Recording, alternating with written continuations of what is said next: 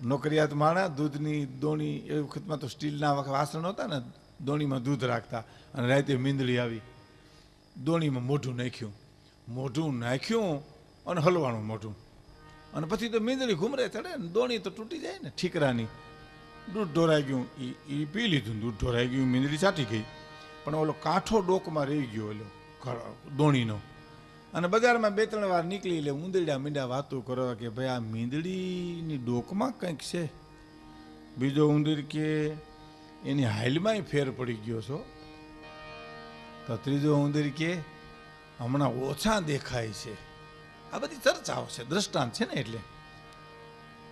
તો એક ઉંદરડો કે હાલો ને આપણે પૂછીએ કે આ ડોકમાં શું છે, હવે કેટલી હિંમત કરી છે.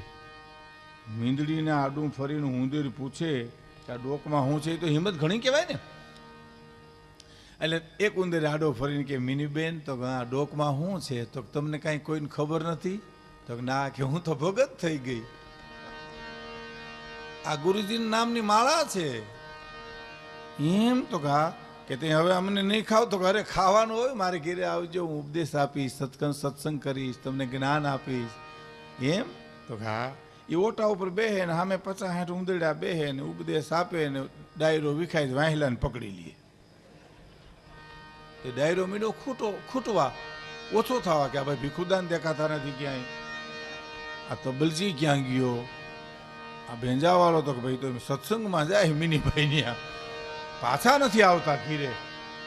પછી ખબર પડી કે આ તો વાહેથી ઉપાડી લે છે. એટલે એક કહેવતની પાછળ કઈ મરમ પડ્યો.